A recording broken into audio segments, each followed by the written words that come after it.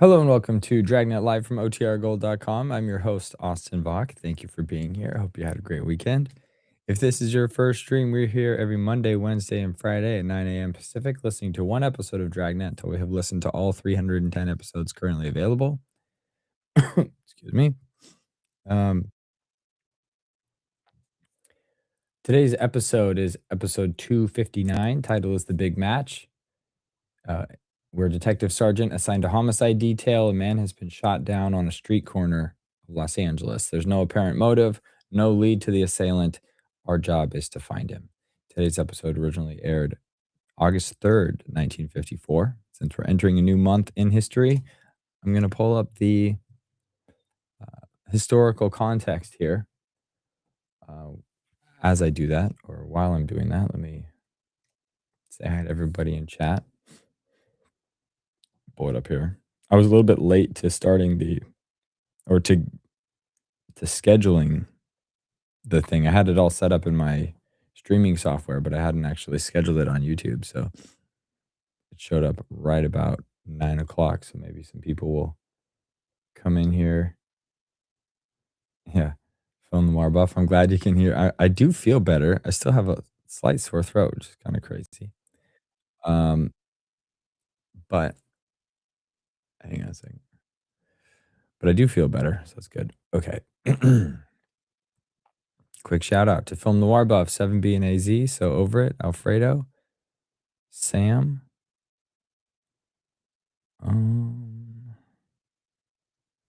You're going to be multitasking. Well, thank you for being here. Okay, cool. Okay, as I said, let me go pull up the information here. Okay.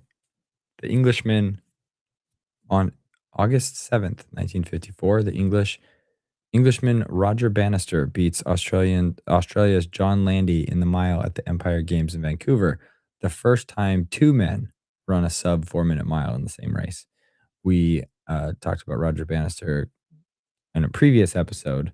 I think when he originally broke that record. Now the second person has done it. So awesome sports history there.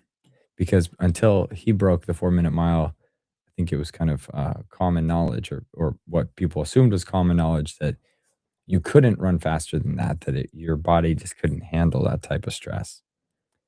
Well, it can, and people run crazy, not much faster, but like I have at least a friend that is an ultra marathoner, and that's just crazy stuff, but impressive and cool stuff.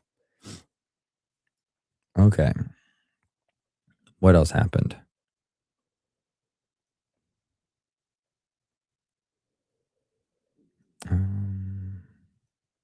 Lots of stuff international, but it's not like ringing a bell for me. So I'm okay. U.S. President Eisenhower signs the Communist Control Act outlawing the Communist Party at the height of McCarthyism. That was August 24th, 1954. Okay, who was born this month? Let's see.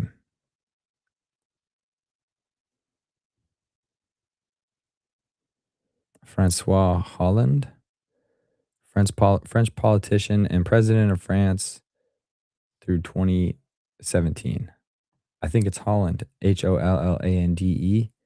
Tell me if I've mispronounced his last name.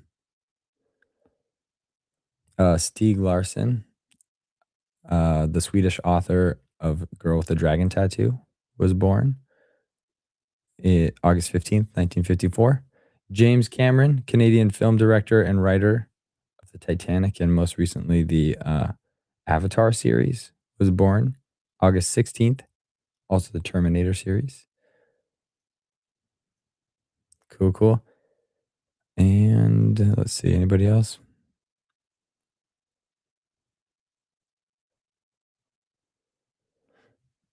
Alexander Lukashenko was born August 30th. First and only president of Belarus, born in the Soviet Union. It gives me a city, but I'm not even going to try and pronounce it. Johnny Cash got married August 7th, 1954. Marries his first wife, Vivian Liberto. They would divorce 12 years later. Susan Hayward got divorced this month, August 18th, 1954. She divorced actor Jess Baker after 9 years of marriage.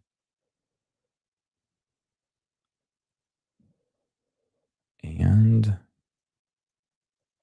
that's it. That's what I got. Okay, so that's what's happening this year in history. Oh, thanks. Okay, Sam, thank you. Let me highlight this one. I should have known. Okay. Pronounced nearer to Hollande. Francois Hollande. So I'm going to say it without the H, the hard H.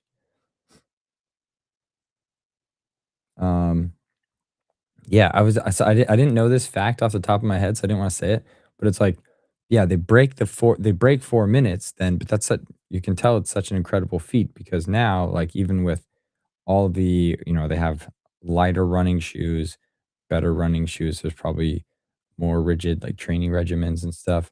They've got it down to, I mean, they shaved 17 minutes off it, which is significant amount of time. Like, when you're talking about athletes at this level, half a second is a lot, but still, that's pretty cool that they're running that fast um, with the technology that they had at the time and the knowledge that they had. I mean, just the bravery of trying to beat that 4 minute mile mark when people are telling you don't do it or it's dangerous. You're like, oh yeah, I feel good. I'm gonna try it. It's pretty cool. Okay, so with that context, I'm gonna share my screen. I'm gonna start today's episode.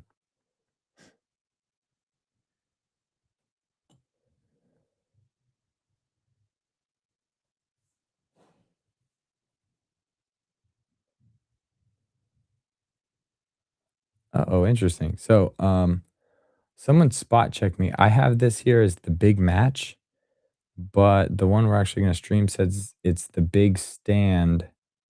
So I'm gonna go double check the title of this, but this should be episode 259. I'll leave a comment when I know for certain which one's correct.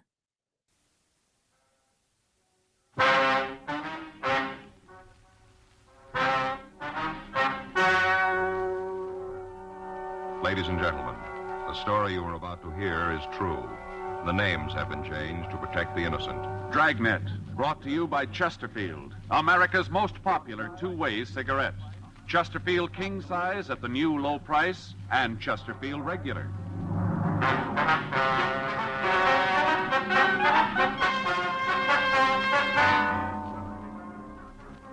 You're a detective sergeant. You're assigned to homicide detail. A man has been shot down on a street corner of your city. There's no apparent motive, no lead to the assailant. Your job, find him. What a pair. What a buy. They're talking about Chesterfield King Size at the new low price. And Chesterfield Regular. They're the quality twins. Either way you like them, you get the same highest quality, the same low nicotine, the same wonderful taste and mildness, a refreshing smoke every time. Yes, the Chesterfield you smoke today is the best cigarette ever made. And it's America's most popular two-way cigarette. So buy a carton today. King-size Chesterfield at the new low price. Or Chesterfield Regular. What a pair they are. They satisfy millions. They're best for you.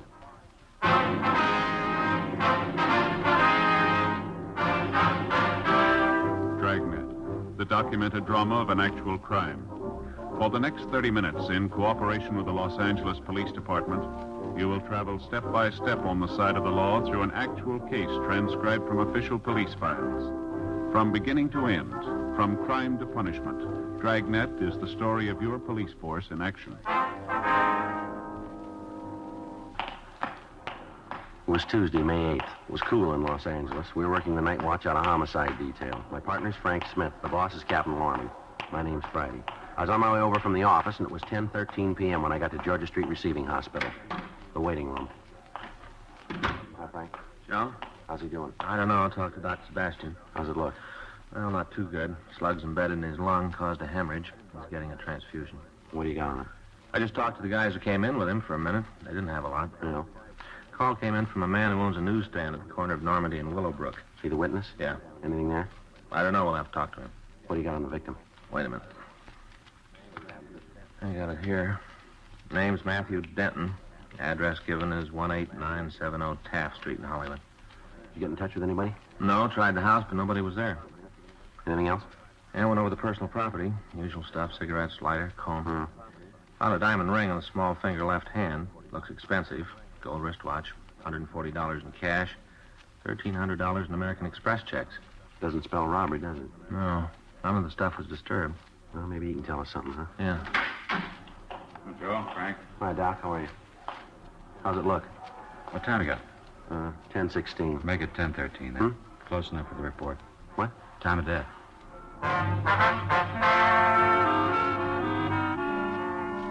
Matthew Trevor Denton, WMA, 31 years, 5'9", 164 pounds, had stopped living at 10:13 p.m. on May 8th. We didn't know who he was or why he died. Before we left the hospital, we put in a call to Denton's address, but we got no answer. We checked the name and description through R&I. There was no record on the dead man. At 10:48 p.m., we left Georgia Street and drove over to the scene of the shooting, where we talked to the witness, Andrew Cates. Right over there is where it happened. The bus stop. Uh-huh. I was standing right here. Right here. Mm-hmm. I saw the whole thing happen. Yes, sir. About what time was that, Mr. Cates? Oh, I guess it was 9:30 or so. I see. I was just standing here, and bang, bang, 2 shots. Did you see what led up to the shooting? Well, what do you mean, let up? Well, I mean, did you see what happened before? Oh, yeah, whole thing. Uh-huh. Would you tell us about it? Sure. All right. Go ahead. Well, one of those nights where just nothing went right, you know what I mean. Uh-huh. I started off with my wife burning the coffee. I wouldn't think a person could do that, would you? Burn the coffee? So I go ahead? I had a big argument before I left home. I just started off that way. Yes, sir. Got on here and took over. About what time did you open the stand, sir? Oh, I was 7:30 in the morning. Try to get breakfast business. You know, people on the way to eat. Stop off for early paper. I see. I try to get them. All right. I open her up in the morning, and then there's a school kid takes over for me about 3 in the afternoon. He's here until around 6:30 when I come back from supper. I see. That's when she burned the coffee. Night supper. All right. You want to tell us about the shooting? Oh, sure. They're kind of hard, you know. This is the first time for me. How's that? Well, it's the first time I've ever been a witness. First. I see. What time did you first see the victim? Man was shot. Yes, sir. Well, I told you. It was about 9:30. The car pulled up to the curb, and this fella got out. He kind of stood there for a minute, and he talked to the other fella in the car. He just stood there a minute and talked, kind of leaning the window. Mm-hmm. Car pulled away, and the one who got out, Yeah. he walked over and sat down on the bench like he was waiting for the bus. Mr. Cates, you got a good look at the car he got out of? Well, I saw it, if that's what you mean. Would you describe it for us? It was a black Chevy. I'd say maybe a 52 or 53. Sedan or coupe? No, it was a sedan, 4-door. Nothing special about it. Did you get a look at the man that was driving? No, the light's kind of bad over there. You can see for yourself. The one fellow leaning in the car, I couldn't get a good look. Uh-huh. I didn't pay a lot of attention to it anyway. It didn't seem anything to get all concerned about. All right, sir. You want to go ahead? Well, the fella sat there for a minute, not doing nothing, just waiting. And this other car pulled up, right up the curb. Mm-hmm. One guy got out of the car, got right out, and walked over to the fella sitting on the bench. I see. Oh, excuse me a minute, the customer. All right, sir. What do you think? I don't know.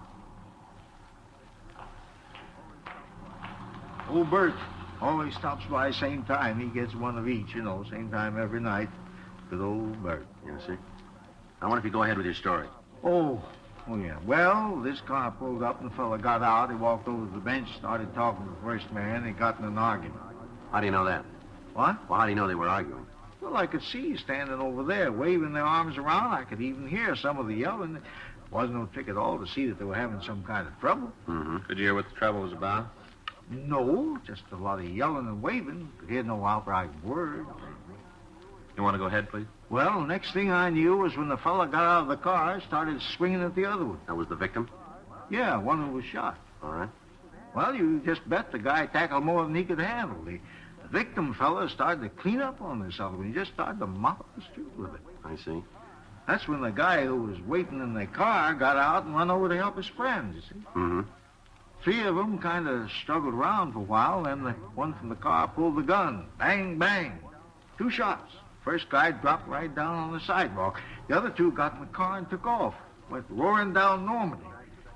That way. Can you describe the second car? Well, not too good. I just got a glance at it. I wasn't paying a lot of attention at first. The time I figured I should take a good look at it was gone. I see. Now, how about the men driving it? What do you want to know? Can you describe them? Not good. Well, if you tell us just what you can, Mr. Cates, it'd help. Sure.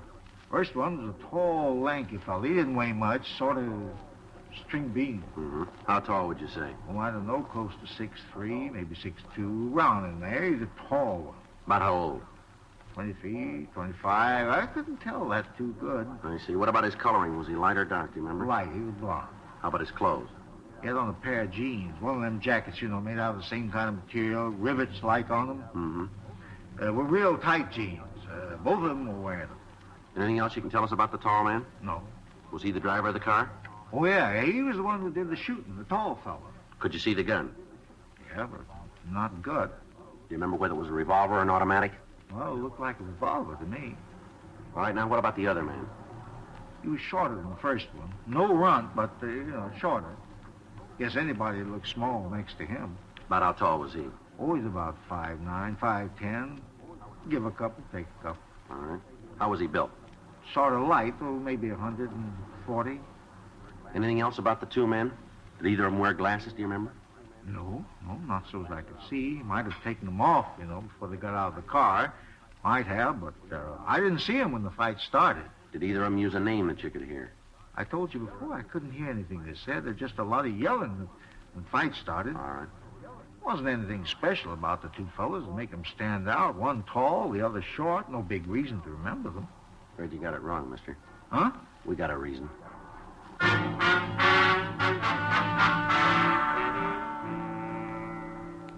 We made arrangements for Andrew Cates to come down to the office and look through the mug books. The rest of the neighborhood was checked again, but we were unable to find anyone else who'd witnessed the shooting. While we'd been talking to Cates, a team of detectives from Homicide Detail had gone out to the victim's house. They didn't find anyone at home, but when they spoke to the neighbors, they were told that Matthew Denton's wife was in a hospital. Frank and I checked with her doctor and found out that she was in the maternity ward. He recommended that we delay talking to the woman as long as possible since she was in a weakened condition. From the hospital records, we found that Denton was employed by an advertising agency. We checked with the nurses on duty and found that he'd left the hospital with another man. They gave us a description of him, but they were unable to identify him for us. We asked that they call the office in the event the man returned to the hospital. Frank and I went back to the office and checked out. The next morning, Wednesday, at 8:40 a.m., we were back in the squad room. Yes, sir. You looking for somebody? I'd like to see somebody about this story in the paper.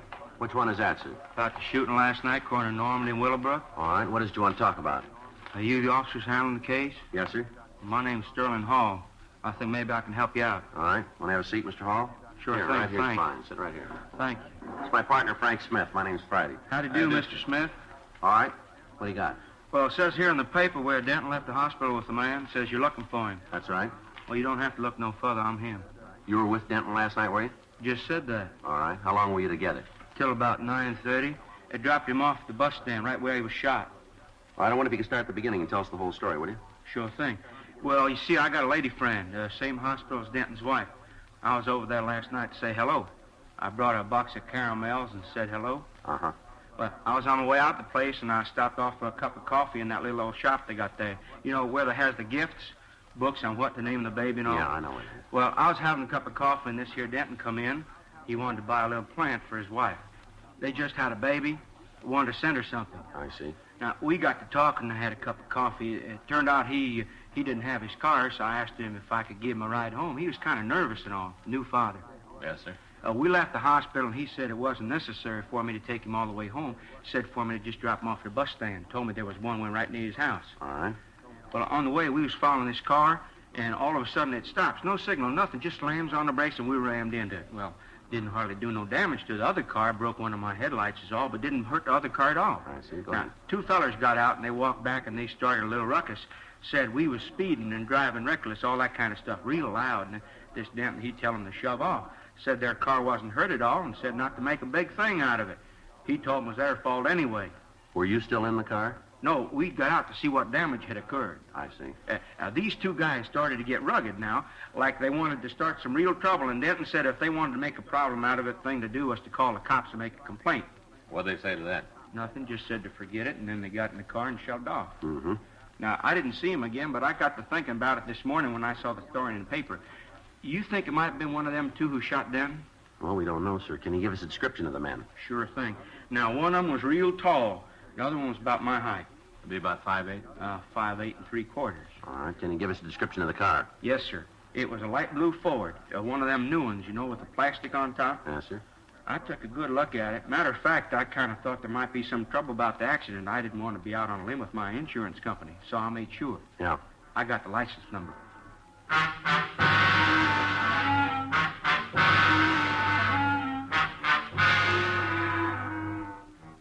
Well, I got a complete description of the two men. Frank checked DMV on the license number. 5 minutes later, he came back to the office. Joe? Yeah, you got it? If you find out who the car belongs to, shouldn't be anything to pick up them two fellers. It's not going to be that easy. Hmm? The car was stolen.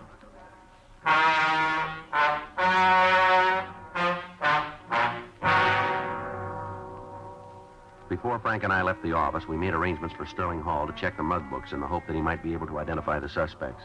At 11:20 a.m., we drove over to talk to the registered owner of the stolen car. He told us that the vehicle had been taken from a parking lot the day before and that he'd made an immediate report on it to the police. Additional broadcasts were gotten out on the automobile and on the suspects. That afternoon, we drove over and talked to the victim's wife. She told us that the money and the express checks Denton had been carrying were for the payment of the hospital and the doctor bills. We questioned her about her husband's friends and associates. Although we had the story given us by Sterling Hall, it seemed unlikely that the man was killed as the result of an argument over a minor traffic accident. We spent the rest of the day interviewing people who knew the victim. From them, we learned that Denton was well-liked and was respected.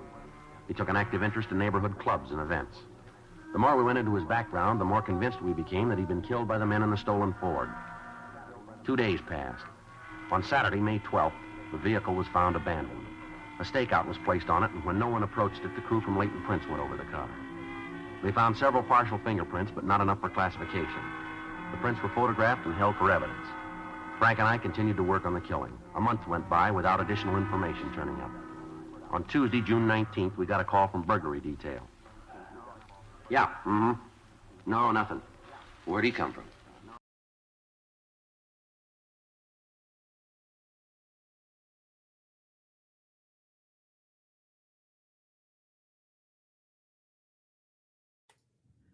All right, YouTube's buffering. Hopefully, I'm not buffering. Oh, might check out. No, we'll pick him up. Yeah. Okay, right, thanks. Mac over in burglary. Yeah? He says they just picked up a guy for receiving. Uh-huh. Tried to make a deal. Said if he got a break, he might be able to help us clean up something. Say what it was? Yeah, he did. The Denton killing.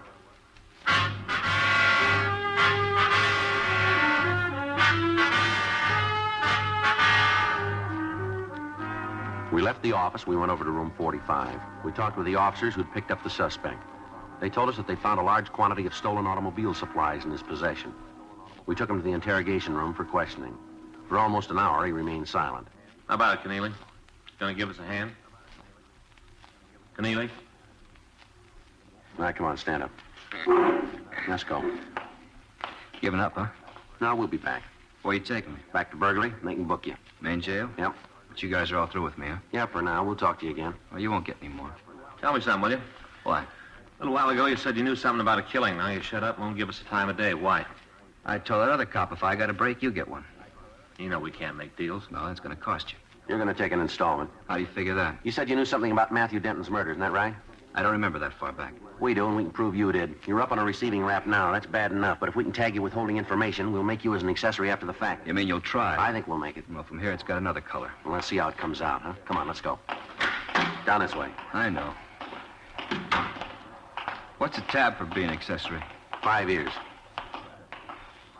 Okay, let's go back. Huh? I'll tell you all about it.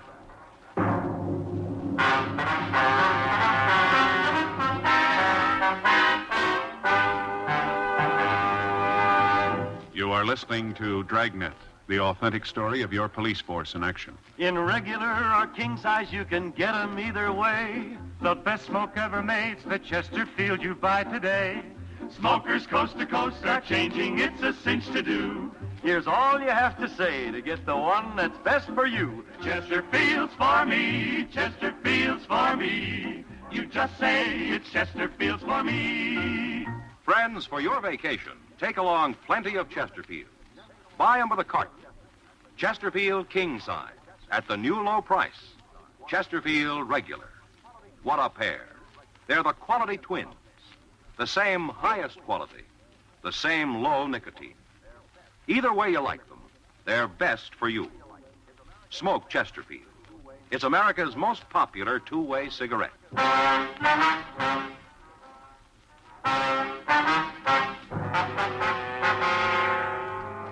We returned Harold Keneally to the interrogation room. We put out a call to Gene Bechtel to come and take a statement. Keneally asked that we send out for some coffee for him. Frank went down the hall and brought back 3 cups. After he'd finished his, Keneally leaned back. It's good coffee. Strong. I like it that way. Yeah, well, now that you've had the clatch, let's start the story. What do you say? Sure. What do you want to know? Who are the 2 men? I don't know. Now, you're going to start this all over again, are you? I'm giving it to you on the line. I don't know who they are. What do you know about them? Not much. A couple of guys are doing pretty good with radios. You one of their customers? Yeah, me and a half a dozen others. You know who they are? You're not going to get the names. All right, let's get back to 2 men. Why do you think they had something to do with Denton? Well, about 3 weeks ago, they was in my place, had 5 new radios, the kind with the bar to pick the stations, you know, like the new cads. Yeah, I know. I had 5 of them, want to turn them over. Yeah. The price they were asking was way out. I told them so they'd have to find someplace else to drop them. All right. Told me there was a beef, they had to get out of town, so they needed the money to swing it. That still doesn't add up to Denton's killers, does it? Well, it will. All right, come on, tell us. Well, I went out of the office for a couple of minutes, told them I had to make a phone call. Yeah? I got a mic hidden in the room, found out it helps in business once in a while. I turned it on and listened to the guys talk. Go ahead. They were yakking about some guy that got shot. The big fellow was saying there was no other way to handle it. Said that he didn't like it either, but there just wasn't any other way. Big thing then was to get some money and just beat town. Mm-hmm.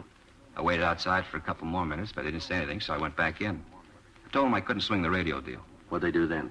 Well, they said they had to dump him someplace. If I couldn't take him, they'd find somebody who would. Told them to go ahead. What do these guys look like? A couple of bums, one tall, the other short, wearing those jeans with the coats made out of the same cloth, you know. You had dealings with them before? Yeah, a couple of times. You know their names? No. All I know is the big one's called Dusty. I don't know the last part. How about the other one? Nothing there. Anything else about them? Well, they're both lushes. Yeah? The big one, this Dusty, always got a flask on his hip.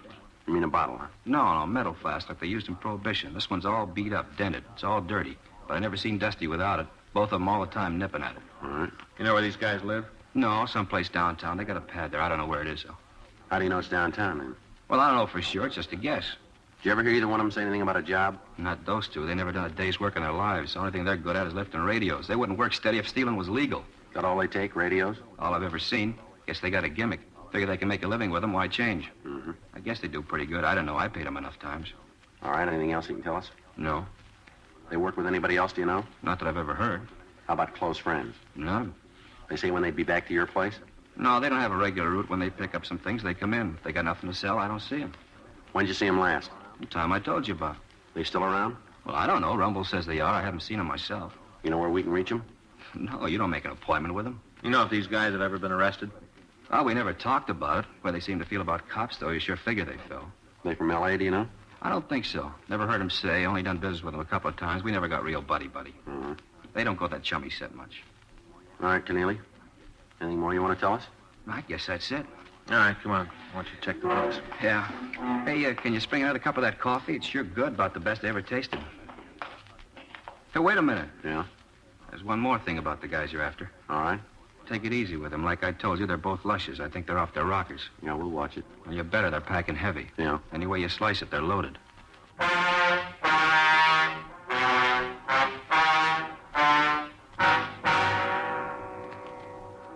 Harold Keneally went through the mug books, but he was unable to find a picture of the 2 suspects.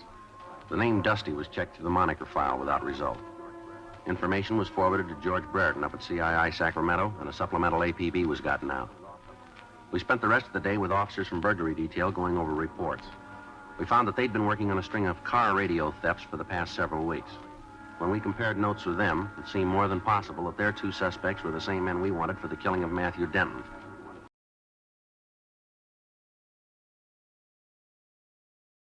But they were no closer to the men.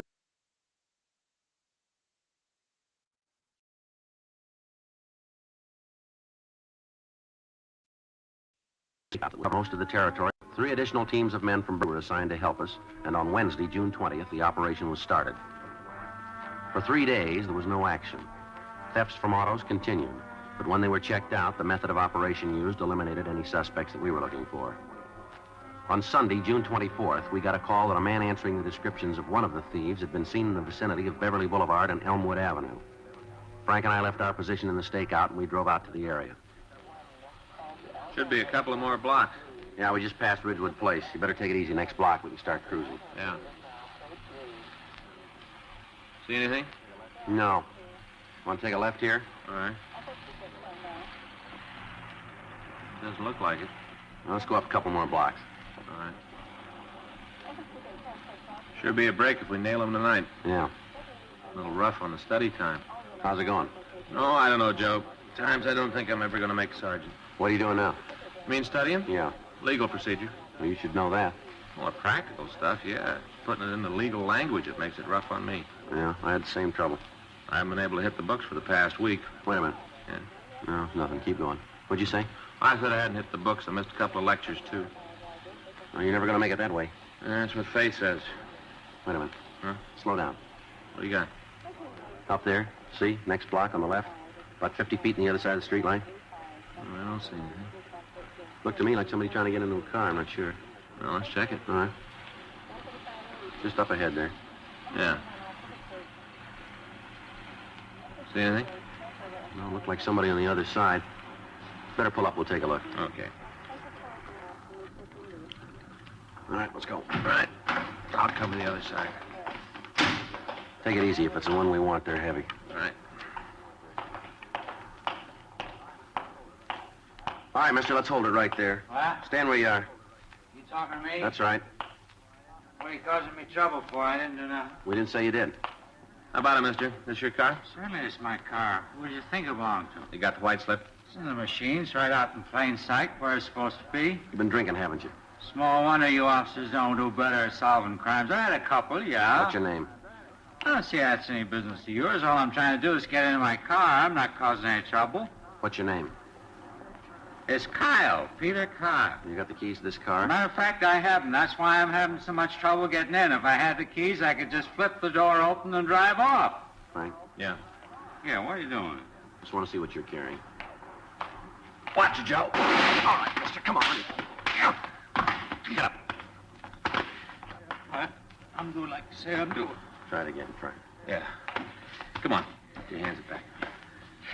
He's clean, Joe. All right. Turn around. I didn't mean to do it.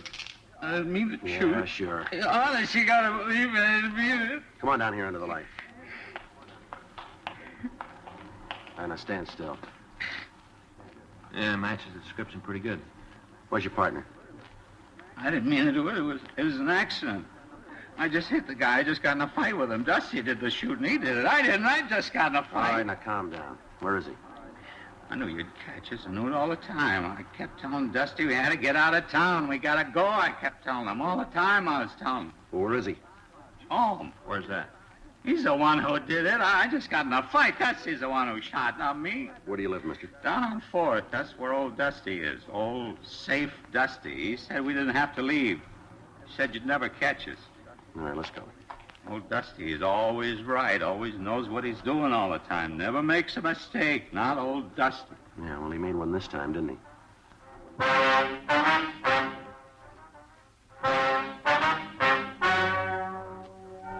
The story you have just heard is true.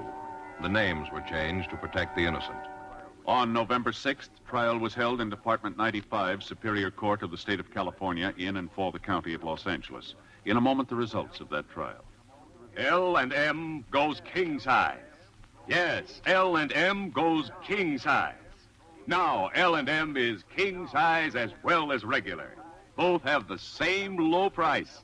Both have the miracle tip for the effective filtration you need. Yes, it's the filter that counts. And L&M has the best.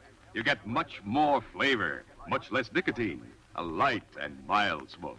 Yes, this is it. L&M filters. Just what the doctor ordered. Buy a carton, king size or regular, both at the same low price. L&M filters, America's highest quality and best filter tip cigarette.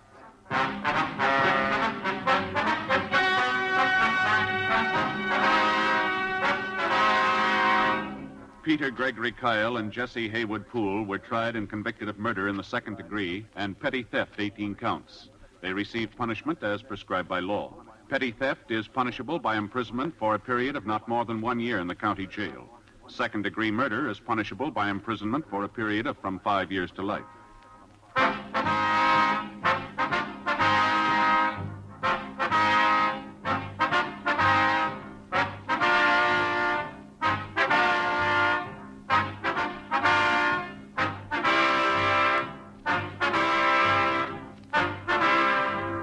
You have just heard Dragnet, a series of authentic cases from official files. Technical advice comes from the Office of Chief of Police W.H. Parker, Los Angeles Police Department. Technical advisors, Captain Jack Donahoe, Sergeant Marty Wynn, Sergeant Vance Frazier. Heard tonight were Ben Alexander, Vic Rodman, Jack Crucian. Script by John Robinson. Music by Walter Schumann. Hal Gibney speaking. Watch an entirely different Dragnet case history each week on your local NBC television station. Please check your newspapers for the day and time. Chesterfield has brought you Dragnet, transcribed from Los Angeles.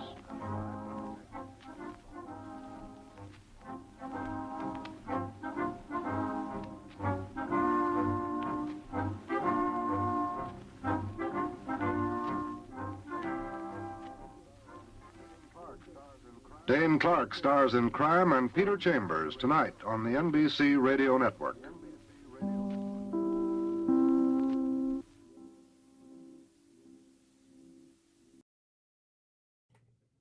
All right. Hope you guys enjoyed that. We're learning some crazy stuff, Vic, about your mom. That's crazy.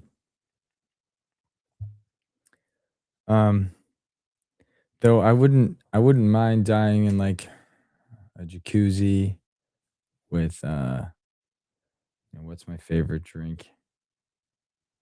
I don't know, maybe like a nice lemonade. That'd be good. And I don't know what I'd replace the cigarette with. Like, what's a lemonade and something else? Maybe just 2 lemonades. A strawberry lemonade and a regular lemonade. Okay. Well, hope you all have a great weekend. We'll be back on Wednesday for another episode of Dragnet. I'm going to send an email following up with the YouTube team for like the 4th or 5th time. I'm trying to keep on top of it while also not being annoying. I don't know how well I'm succeeding at it, but hopefully, there we go, Justin. A lemonade and a candy cigarette. A non-alcoholic beer and a candy cigarette. Die like a legend. Okay. Oh man. Drink water. Remember, don't smoke, drink water. That's the motto here. We don't switch to candy cigarettes. Just drink some water. Stay healthy, stay hydrated. That's my send-off for today. Stay healthy, stay hydrated. Have a great Monday. Hope to see you back on Wednesday. Until then, be safe, be good, be happy. Ciao.